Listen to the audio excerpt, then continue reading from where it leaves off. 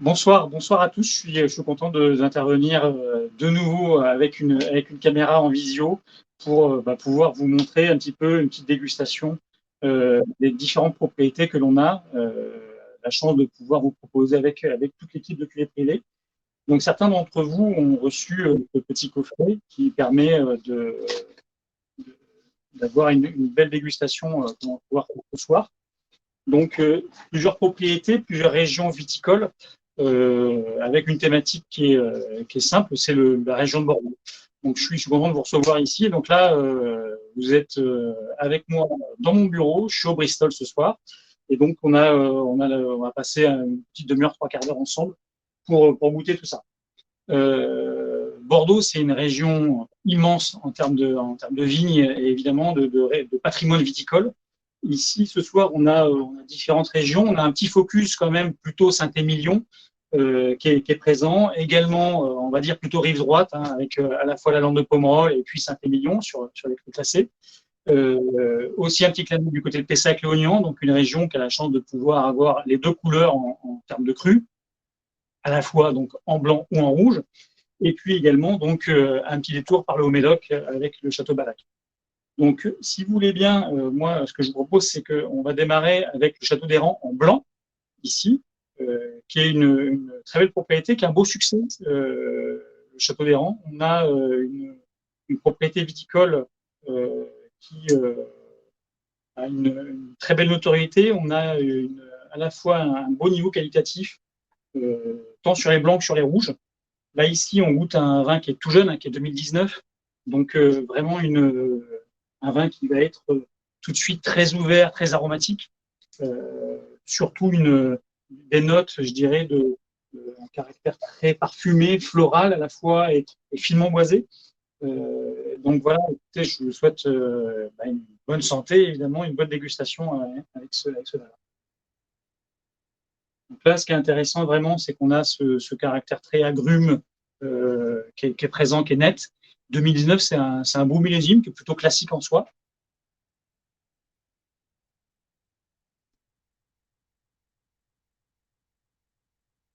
Qui a une très belle fraîcheur, une très belle franchise, je trouve, en attaque en bouche.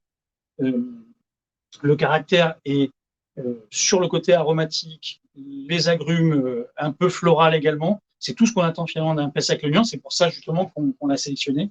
Et il fait partie, à mon sens, des valeurs sûres à Bordeaux sur les Bordeaux blancs. Parfois, on peut avoir un petit déséquilibre des vins qui vont être parfois un petit peu trop boisés aussi. Parfois, manquer un petit peu de chair aussi. Là, au contraire, je trouve qu'on a un équilibre qui est vraiment très net, tant sur le caractère floral, parfumé. L'acidité est là, mais elle n'est pas du tout dérangeante. Elle retend le vin, justement. Donc, c'est partie, à mon sens, des propriétés qui sont véritablement à suivre.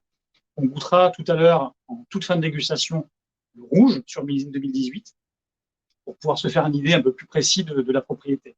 Mais en tout cas, moi, je trouve une cuvée, le Château d'Héran en blanc, de très très bon niveau, avec je trouve, comme je disais tout à l'heure, une vraie franchise, tant de manière aromatique, au nez, c'est net, il n'y a pas de déviant, c'est à la fois parfumé et frais. Donc, c'est vraiment tout ce qu'on attend d'un joli Bordeaux blanc. Ça fonctionne très très bien, notamment sur des plats, des poissons en sauce, par exemple, ou même également à l'apéritif, si vous êtes amateur. Mais à mon sens, c'est un vin qui mérite d'être à table.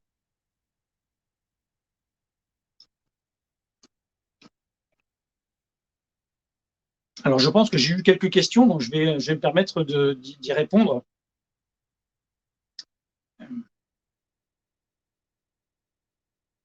Effectivement, nous sommes bien au Bristol à distance, tout à fait.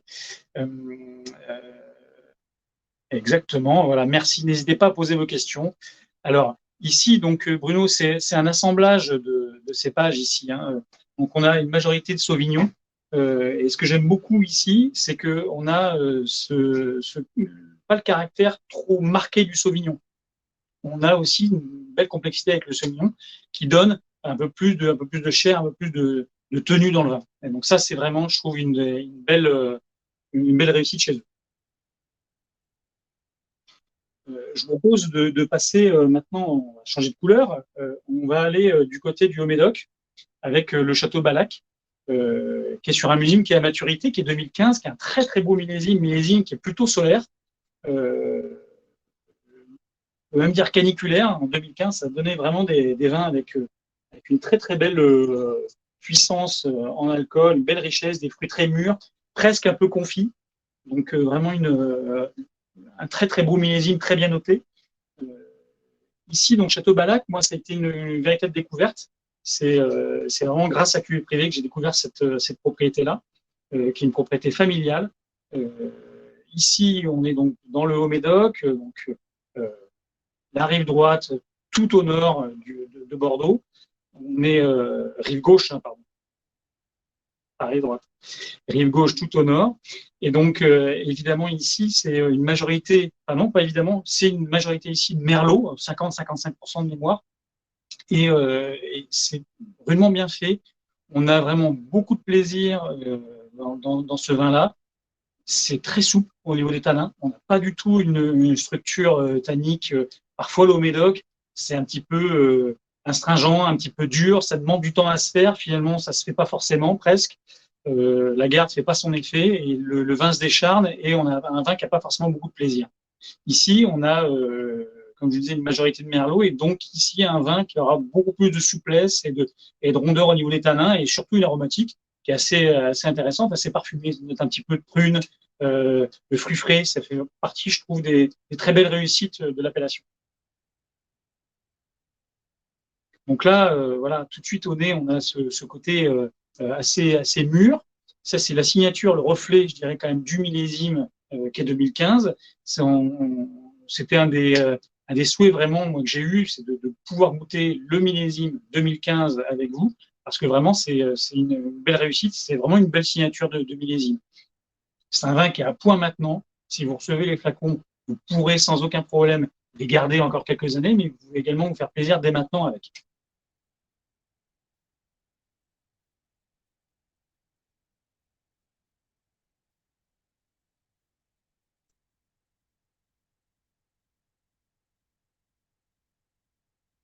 On a un vin qui est quand même assez large, assez puissant, hein, puisque comme je vous le disais, c'est un millésime qui est plutôt solaire.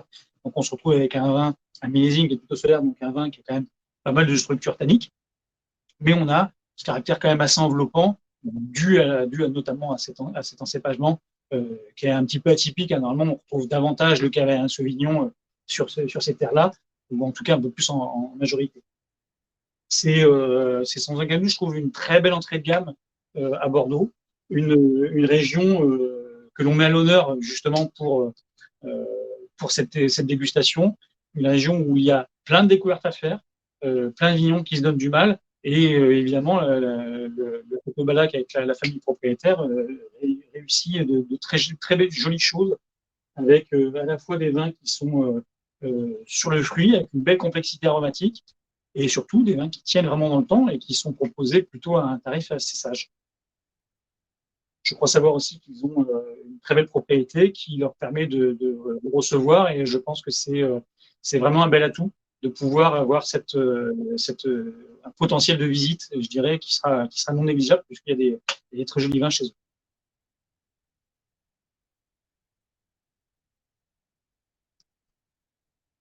Alors, alors excellente question, Alain. Si ce château fait partie des châteaux qui sont traversés par le marathon du Médoc. Alors, je suis malheureusement pas assez sportif pour, euh, pour vous le dire. J'ai pas eu l'occasion de faire le marathon, fort heureusement. Donc, malheureusement, je peux pas vous dire si ça traverse en faisant le marathon du Médoc, si on peut y aller, si ça passe devant. En tout cas, si vous êtes prêt à faire un marathon, vous pouvez y aller sans aucun problème, il n'y a pas de souci. C'est avec plaisir qu'ils vous recevront. Euh,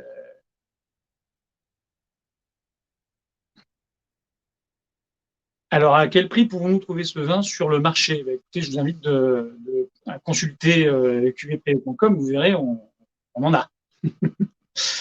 Euh,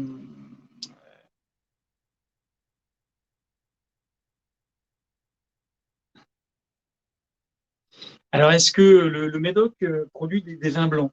Alors, le Médoc ne produit pas de vin blanc en appellation. Le Médoc blanc n'existe pas.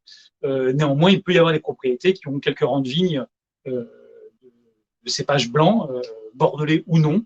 Et donc, dans ce cas-là, ça sera des vins qui seront sous l'étiquette Bordeaux blanc, puisqu'ils seront hors catégorie, hors classement, pour pouvoir prétendre à ça. Ça n'existe pas, c'est interdit. Donc, à partir de là, voilà, on n'a pas le droit d'appeler Médoc blanc ou Saint-Estèphe blanc. Ça sera sur l'étiquette Bordeaux blanc. Mais il y a des propriétés célèbres qui font une toute petite partie de vin blanc.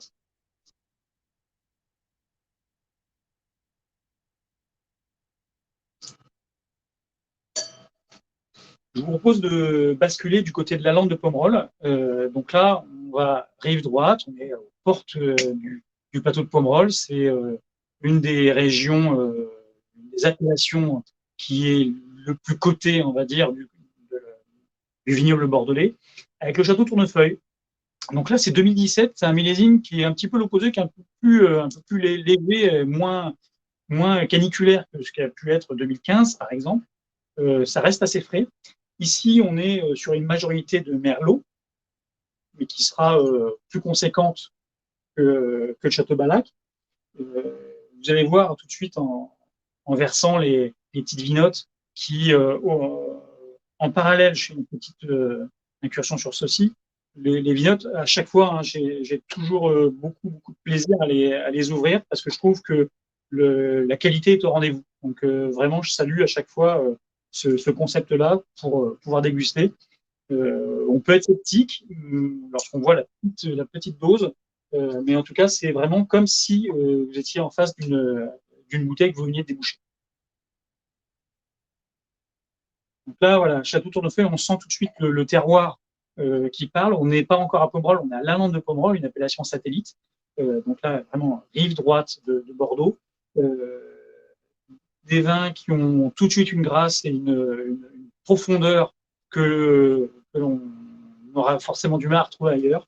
Un peu plus de couleur, un peu plus intense. Moi, j'aime beaucoup Tournefeuille, qui a été une très belle surprise parce qu'on a vraiment un très très joli fruit avec une très belle structure, très caressante au niveau des poumons. On n'a pas du tout un vin qui va être astringent ou asséchant. Au contraire, Pomerol, c'est la grâce. Donc vraiment, là, ici, avec le Château Tournefeuille, fait partie des très très belles propriétés. On sent vraiment ce caractère un peu fruit confit, légère note un petit peu de tabac hein, qui commence un petit peu. C'est tout à fait le genre de vin que vous pouvez commencer à goûter maintenant et les garder 3 ans, 5 ans, 8 ans. Il n'y a pas trop de problème. Il n'y a pas de problème. Le millésime 2017 est un millésime de plaisir et de fruits. Donc, vous aurez plaisir à le goûter dès maintenant. Vraiment.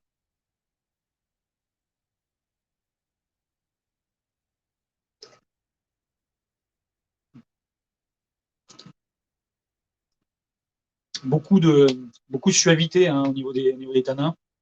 Une très belle rondeur. Ça, c'est vraiment la marque, je dirais, de Pomerol, où on a à la fois, je dirais, des tanins qui sont fondus, une belle longueur, pas du tout d'astringence, juste le plaisir du fruit. C'est ce qu'on attend justement des grands vins de la lande de Pomerol et de Pomerol, bien évidemment.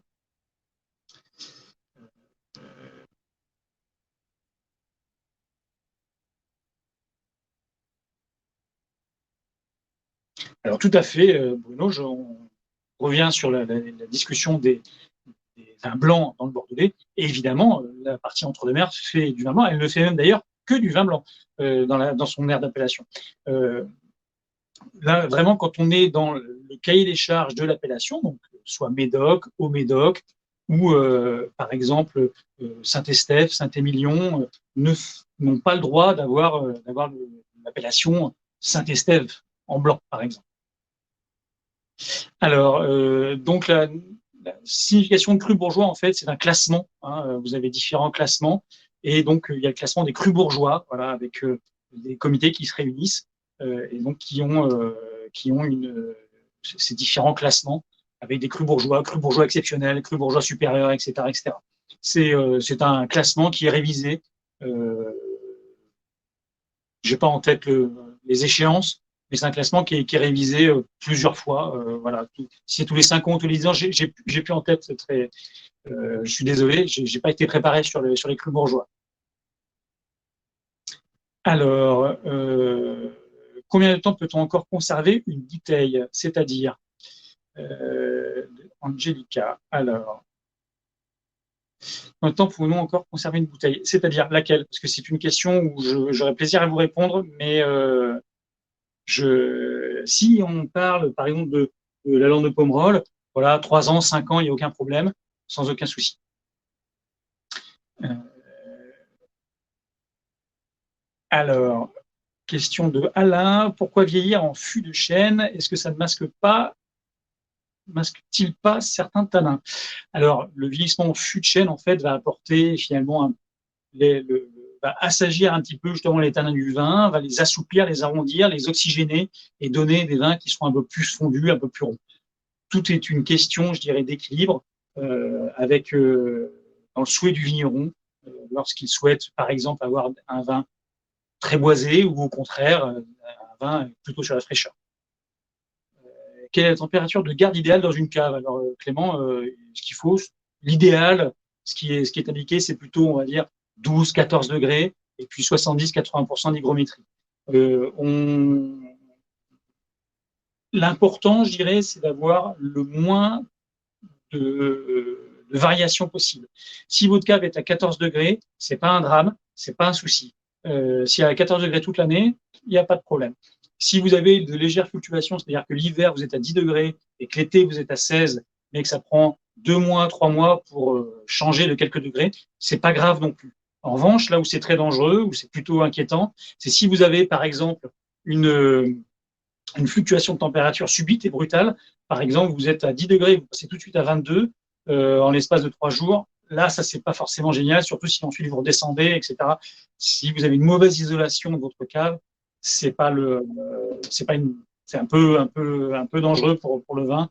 Et c'est vraiment les up and down des températures de cave qui font que ça la rend un petit peu, c'est un peu négatif.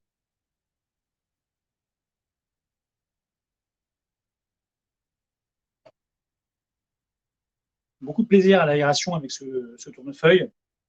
N'hésitez pas si vous êtes, si vous avez un coffret. Je sais que c'est des vignobles de 2 centimes simplement, hein, mais c'est quand même déjà ça permet de se donner un aperçu. À bien laisser le temps dans le verre. Si vous avez 2, 3 verres à vin, n'hésitez pas, comme ça vous les mettez de côté, vous revenez un petit peu après la dégustation, vous positionnez votre verre et la petite vignette à côté, comme ça vous évite de vous tromper une fois que c'est fini. Et vous revenez dessus, vous verrez, ça gagne vraiment bien l'aération, je trouve, tournefeuille. On a, le fruit a vraiment augmenté en termes de dimension en bouche.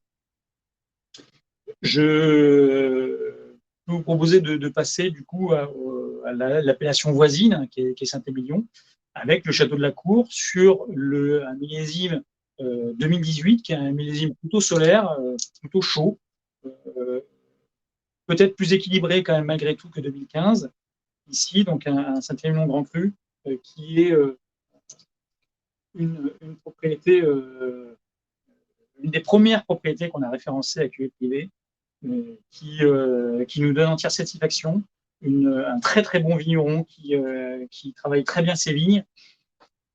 Beaucoup de plaisir avec ce domaine-là qui a toujours eu une très belle régularité, des vins qui se goûtent très bien dans le temps, à chaque fois. Et vraiment beaucoup de plaisir de le partager avec vous ce soir. Tout de suite, là, le nez, on voit la différence est nette. Vraiment, c'est assez même impressionnant et stupéfiant. Le marqueur du millésime est très net, puisque là, on est sensiblement sur les mêmes proportions de cépages, majoritairement du merlot, je le rappelle. 2017, le tournefeuille qui était sur le caractère assez frais, sur le fruit facile, plus léger. Là, tout de suite, Château de la Cour 2018, millésime qui est plutôt chaud. On a un caractère plus puissant. Vraiment, le fruit rouge un petit peu plus confituré. Beaucoup de plaisir ici. C'est presque même un petit peu lardé. On a ce côté prune sauvage qui est présent. J'aime beaucoup. Ça fait partie, je trouve, des très jolis Saint-Émilion qui ont une belle race, voilà, qui sont dignes de leur rang. Alors,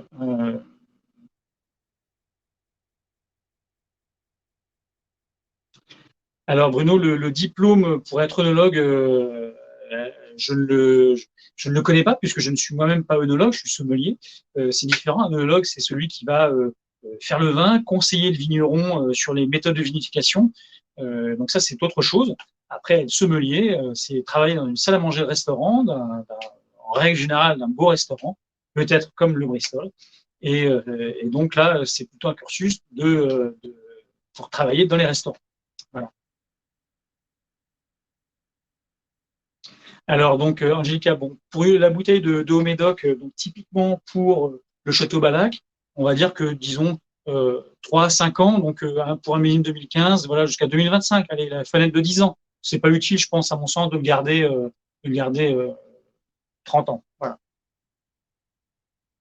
Alors, Anthony aurait préféré avoir une bouteille de chaque, c'est possible, on peut le faire, évidemment, sans aucun problème. Il suffit de prendre contact avec l'équipe et on saura répondre à tous, à toutes les demandes, évidemment. Et avec plaisir pour la réponse, évidemment, avec plaisir. Et tout à fait, pour apprendre le vin, le WSET, tout à fait. Un très, très bon diplôme, très didactique et qui permet d'en savoir un peu plus, effectivement, sur le vin. Et puis ensuite, évidemment, lire toutes les petites newsletters que l'on vous envoie tous les 2 ou 3 mois. Et puis, évidemment, ne pas hésiter à ouvrir du vin et à le goûter, à connaître et à mieux se connaître, finalement. Alors, j'ai une petite question également de Marc sur le temps de garde du Château d'Héran. Alors, j'imagine, Marc, que c'est sur le Château d'Héran en blanc. Tout à fait. Donc là, c'est 2019. Hein, donc, c'est vraiment un très jeune millésime. Donc, c'est un vin blanc qui, sur une fenêtre d'ouverture, on va dire, de 3 à 5 ans pour bénéficier de son caractère sur le fruit, le caractère floral. Voilà, ça sera très intéressant. Ça peut aller un petit peu au-delà, mais à mon sens, il n'y a pas forcément d'utilité de le conserver 10 ans. Un blanc, il faut que ça reste quand même sur la fraîcheur, surtout sur Bordeaux blanc. Euh, Davantage voilà, sur le caractère désaltérant du vin.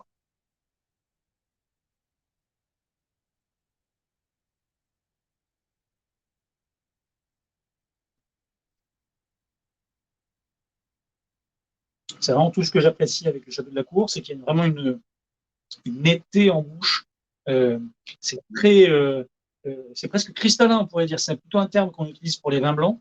Mais là, on sent vraiment le terroir de Saint-Émilion, la craie qui est là. Ça, c'est vraiment une des signatures. On l'a vraiment en bouche, le caractère assez lumineux finalement qu'on peut avoir en bouche sur ce vin.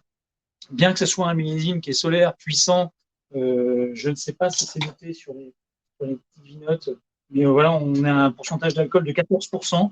Il n'y a absolument aucune sensation de chaleur d'alcool ici. Ça, c'est vraiment la signature du terroir des grands vins de Saint-Émilion, où on a ce calcaire qui est là et qui donne des vins vraiment qui restent saillants et très nets. C'est particulièrement réussi, à mon sens, Château de la Cour 2018. Une, à l'aération un petit peu, on a ce côté un tout petit peu réglisse, un peu également qui vient au nez, qui vient juste apporter une petite touche de complexité. C'est très très joli. Pour moi, c'est peut-être mon petit coup de cœur, voilà, si on doit en parler. Euh, alors je ne sais pas du tout si je ne suis pas garant du tout des volumes, donc ne m'en voulez pas si jamais ça venait à être soit en rupture, soit si on changeait de millésime ou quoi que ce soit, je ne sais pas. C'est pas moi qui gère ça, la logistique, pas pour moi. Ça, je ne veux pas ça. Donc vraiment, ouais, un petit coup de cœur. Je trouve que ça se déguste vraiment particulièrement bien ce soir.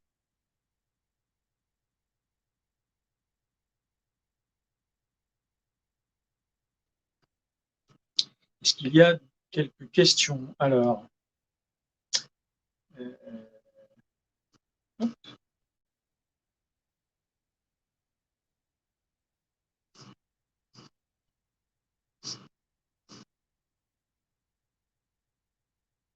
y a-t-il une zone en particulier à Bordeaux qui produirait des vins blancs intéressants? Alors oui, il y en a une. Il y en a une, c'est Pessac-Léognan. C'est, je dirais, la région de blanc, de grands blancs. Ça tombe bien puisqu'on en a goûté un tout à l'heure. C'est la région de grands blancs qui est à Bordeaux. On peut en avoir sur d'autres régions, comme tout à l'heure, voilà, qui sont hors appellation, et c'est des petites anecdotes, finalement. Ce sont des propriétés qui sont anecdotiques en termes de production de vin blanc.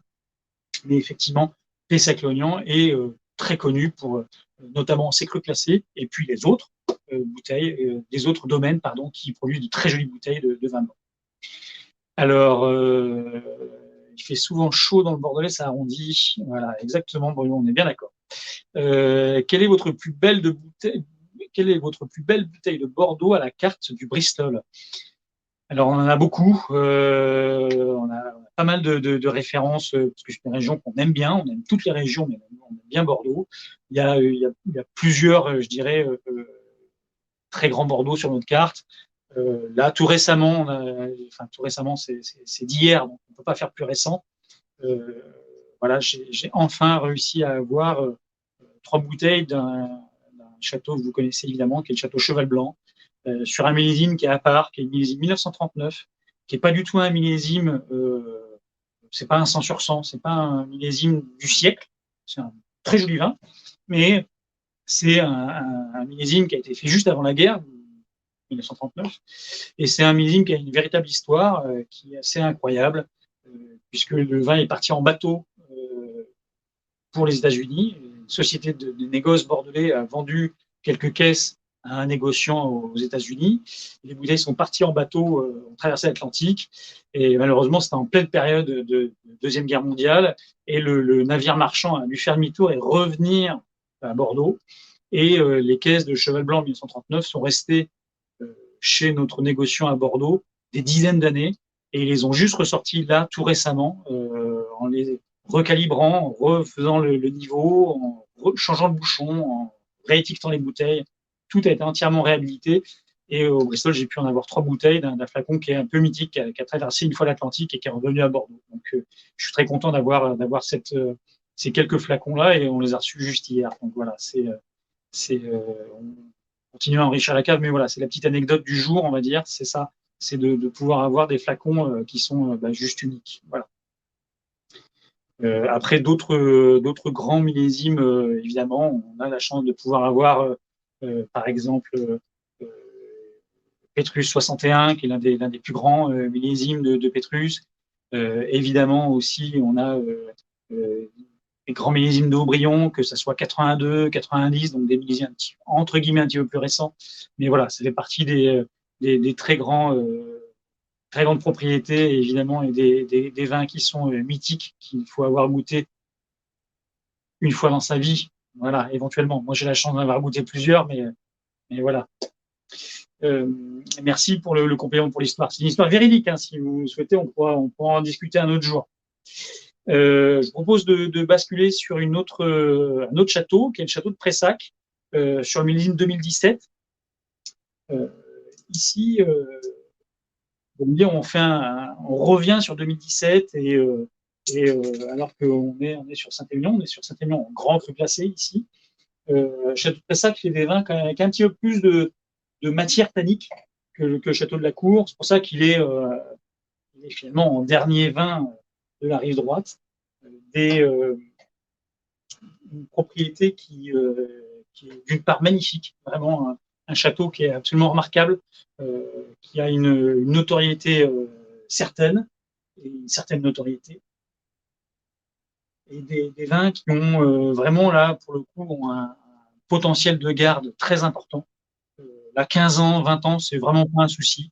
Vous pouvez vous faire plaisir et ressortir cette bouteille-là dans 10 ans. Il n'y a vraiment pas de stress à avoir. C'est très qualitatif. Il y a des très jolis bouchons qui sont utilisés. Et l'accueil au domaine, de ce que je sais, est plutôt remarquable. Donc là, ici, tout de suite, à l'aération, on sent que le vin est quand même un petit peu plus resserré. Hein, c'est net.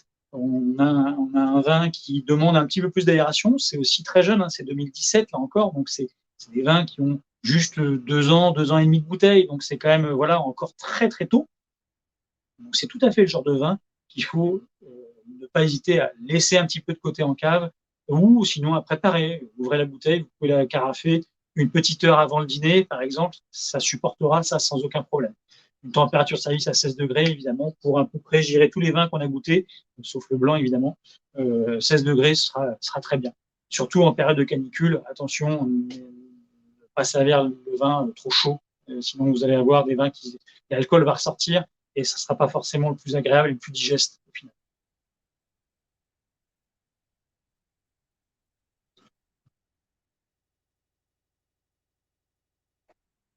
On prend tout de suite quand même, il y a un caractère un petit peu plus aristocratique dans la bouche. C'est un peu plus carré. Les tanins sont un petit peu plus fermes, c'est un petit peu plus serré. Mais c'est ce que je vous disais, c'est un vin qui, voilà, qui est un petit peu dans un réflexe de marathonien finalement, où voilà, il va falloir vraiment le garder pour pouvoir voilà, atteindre son potentiel. Potentiel de garde, voilà, comme je vous le disais, à peu près 10 ans. Donc là, 2017, bon, bah, on se revoit en 2027. Voilà, c'est un petit peu ça l'idée de mettre de côté. Si vous avez des petits doutes, c'est comme ça, un petit conseil, quand vous recevez votre bouteille, au dos sur la contre-étiquette ou sinon dans un petit coin en bas, vous marquez la date d'échéance. Marquez un petit 2027 par exemple, ça vous permet quand vous prenez la bouteille, ah, vous savez que ça c'est bon, bah, ça c'est à attendre, on met de côté, on sait qu'on n'est pas encore en 2027, donc on verra ça plus tard. Ça c'est des petites choses où voilà, ça évite de faire des erreurs et de se dire mince, je l'ai ouvert trop tôt ou trop tard, évidemment.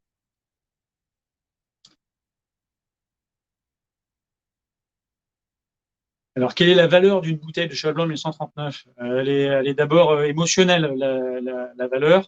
Évidemment, après, j'imagine que vous me parlez de valeur pécuniaire.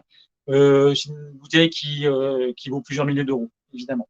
Enfin, évidemment, c'est pas le cas pour tout, hein, mais oui, c'est une bouteille qui a une grande rareté, euh, puisque vous imaginez, c'est pas des bouteilles qu'on peut reproduire à l'infini. Et surtout, elles ont été entièrement recalibrées et réhabilitées à 100%. Hein, et donc tout ça, évidemment, c'est un coût. Et voilà, donc on a cette chance-là de pouvoir en avoir. Merci pour vos compliments. Euh,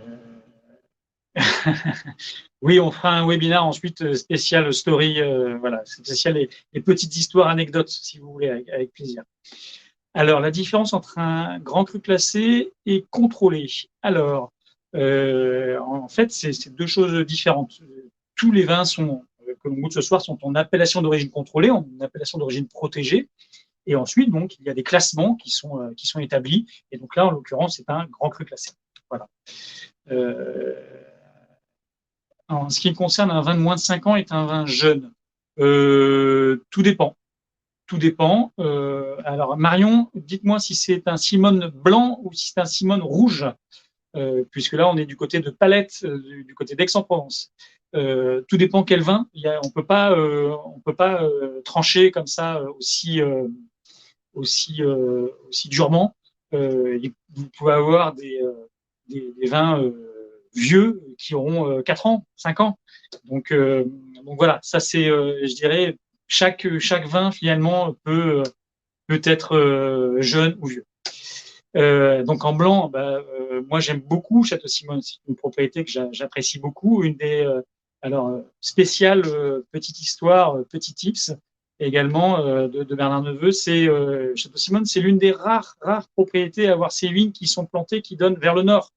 Grande ingéniosité ici de la famille Rougier et de ses descendants, puisque là, ici, on a vraiment une très très belle propriété avec une kyrielle de cépages. Majoritairement, c'est de la clairette, mais vous avez plein de cépages qui n'existent que à Château-Simone. Vous avez des empélographes, des personnes qui étudient la science des cépages, qui ont la chance de pouvoir rendre visite au Château-Simone pour étudier justement ces cépages. Ne me demandez pas les noms, je ne les connais pas. Euh, Pas grand monde les connaît finalement, c'est des cépages qui n'existent que à Château-Simone. Et donc c'est pour moi une des très très belles propriétés, si ce n'est une des plus belles, ou en tout cas à mon sens une des top 3 qui fait les plus grands blancs de Provence. Et c'est pas étonnant que vous l'ayez dégusté à Marseille dans ce beau restaurant 3 étoiles Paseda, puisque c'est à mon sens un des plus grands blancs de la région, qui va merveilleusement bien avec les poissons et évidemment sans aucun problème. Et, très très belle propriété et qui gagne vraiment beaucoup avec de la garde ici au Bristol, on a des châteaux Simone Blanc de 2008, par exemple, qui sont d'une fraîcheur et qui sont remarquables. Donc, n'hésitez pas à garder les Simone Blanc 10 ans, 15 ans, 20 ans, il n'y a aucun problème. C'est sans aucun doute une très, très belle propriété. Je reviens un petit peu à Château de Pressac, puisqu'on l'a laissé un petit peu s'aérer. Le bénéfice de l'aération est net, hein, vraiment, tout de suite, ça s'ouvre. On sent une dimension plutôt grand vin ici, puisque c'est assez complet. Il y a le fruit, le boisé parfaitement intégré. C'est ça qui est vraiment très intéressant. Et moi, j'y tiens beaucoup, spécialement, je dirais, sur les vins de Bordeaux, puisque à Bordeaux, le bois peut être parfois un petit peu mal interprété. Là, ici, c'est bien interprété, c'est bien fait. On n'a pas du tout ce caractère trop riche en bois. C'est pas non plus trop facile, trop fruit. Euh, voilà, parce qu'il faut qu'il y ait ce support le support de la barrique pour complexifier un petit peu et donner cette allonge. Et là, justement, juste au nez, on a ce caractère qui ressort.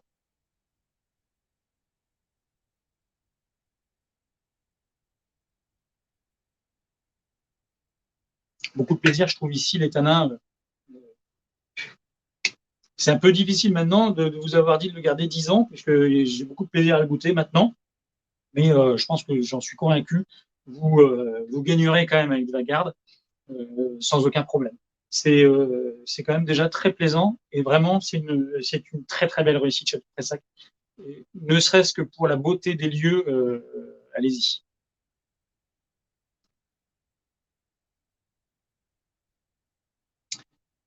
Euh, de rien, avec grand plaisir. Oui, après, je suis obligé ensuite de remonter à la salle de restaurant du Bristol. Donc, malheureusement, je ne vais pas pouvoir rester toute la nuit, même si le téléphone est à 100% de batterie, malheureusement.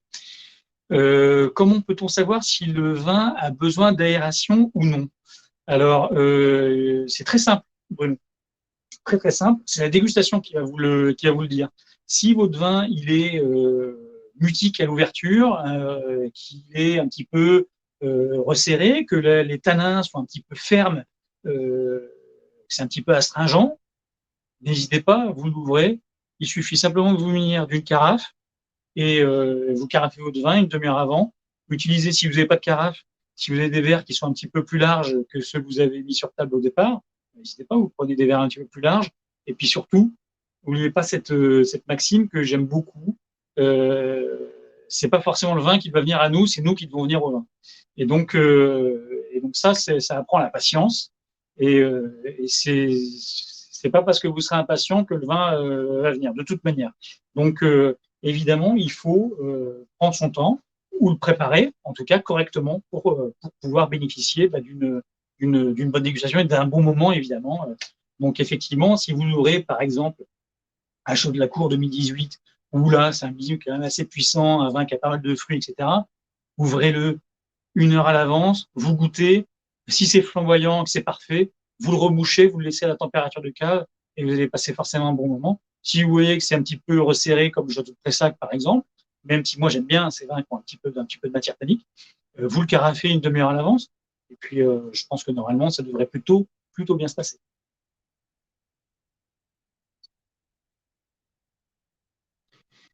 Je vous propose de terminer, de boucler la boucle avec le Château d'Héran 2018, de terminer finalement avec ce vin-là.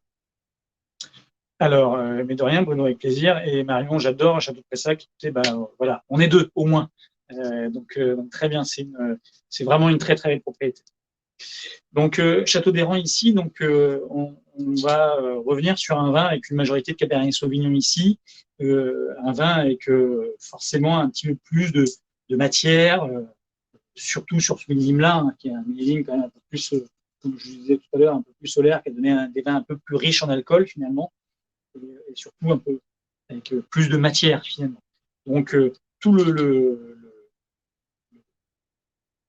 talent du vigneron va être de dompter des millésimes qui sont différents évidemment d'une année sur l'autre.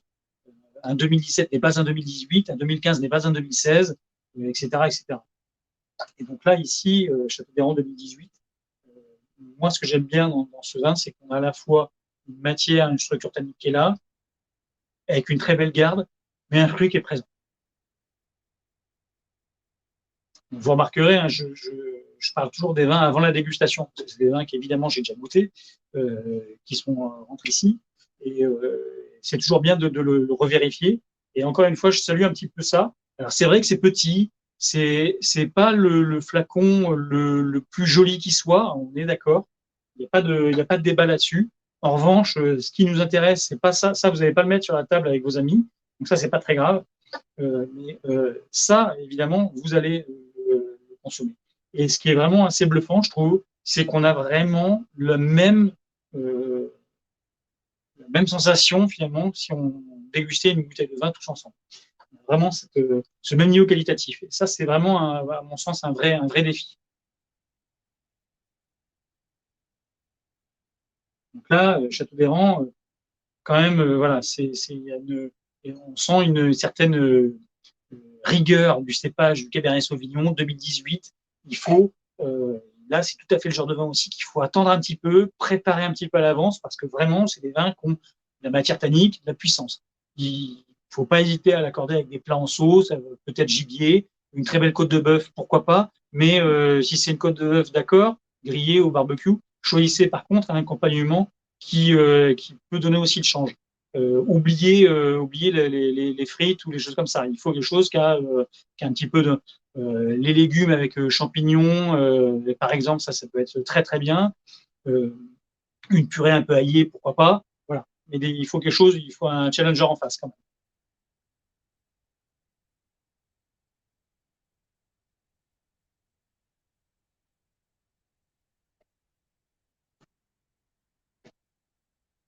C'est vraiment euh, un vin. Je suis content qu'on termine par celui-ci, qui a une très grande allonge et surtout une structure. Vous avez vu tout de suite, ça embaume vraiment la bouche.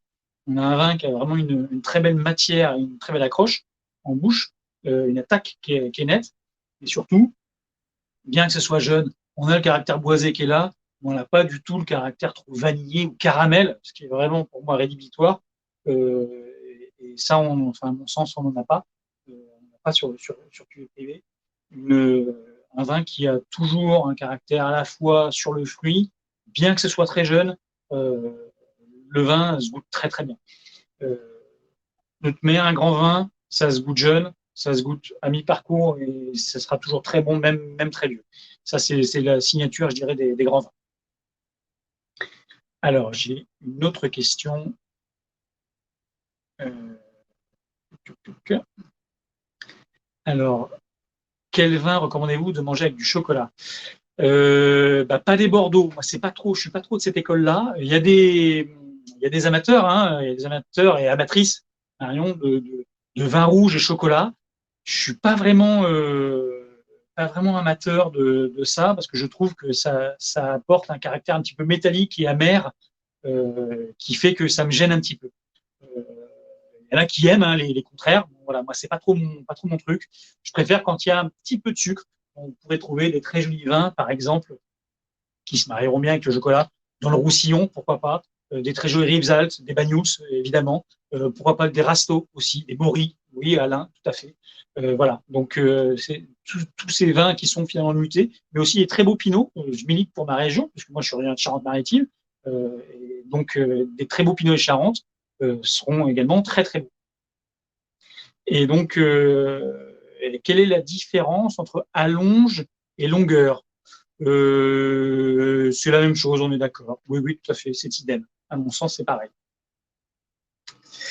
Bruno, il faudra opter pour les vignottes la prochaine fois, ou sinon, écoutez, maintenant que vous avez eu tout le webinaire, écoutez, il faudra faire son choix maintenant. Merci Alain pour le compliment. À quand le prochain webinaire sur une autre région vinicole française? Bah, écoutez, ça, je laisse les filles vous répondre, évidemment. Et pourquoi pas la Bourgogne, évidemment. Euh, euh, mais avec plaisir. Merci Marion. Voilà. Et l'Alsace, pourquoi pas? C'est une région qui est fantastique, région remarquable à suivre. Pourquoi pas? Et pourquoi pas toutes les régions, évidemment. évidemment. Je suis content que vous ayez adoré ce moment. Merci, merci à tous. Je suis très content de tous vos retours et de tous les messages que j'ai reçus. Merci Johan, merci Clément, merci David, Nicolas. Enfin voilà, ne m'en voulez pas si je ne cite pas votre nom. Marion, évidemment, Marius, merci, c'est très gentil. Et écoutez, voilà, j'espère qu'on aura l'occasion de se revoir, soit dans l'intermédiaire de cette petite, de ce petit webinaire, soit directement. Mais écoutez, pourquoi pas puisque la fin est proche de ces confinements, etc., de pouvoir se voir en réel, évidemment, lors d'une prochaine soirée QA privée, où là on pourra échanger plus longuement et de manière plus proche, plus que par le chat et par visio. Voilà, je vous remercie beaucoup. J'étais content de pouvoir le faire avec vous, de pouvoir partager un petit peu ce moment autour de Bordeaux, qui est une région que j'aime beaucoup. Il n'y a pas que les crus classés, que les Pétrus, Yquem, Aubryon, etc. Ils sont là, évidemment, et c'est fantastique. C'est des très, très grands vins. Ce qu'on a goûté ce soir, c'était aussi très joli et loin d'être ridicule, loin de là. Ça vous a donné un petit aperçu, finalement, un petit peu des millésimes, des styles, des propriétés que l'on a dans le portefeuille de cuvées privées. À la fois, toujours une signature, c'est des vignons qui sont là à la tête du domaine. Ça, c'est extrêmement important. Et puis voilà, différents styles. Ça vous permet, j'espère, de vous faire une idée sur vos prochaines adoptions. Voilà, je vous souhaite une belle soirée. Merci à tous et à toutes, évidemment. Et puis, écoutez, j'espère à très bientôt. Merci bien.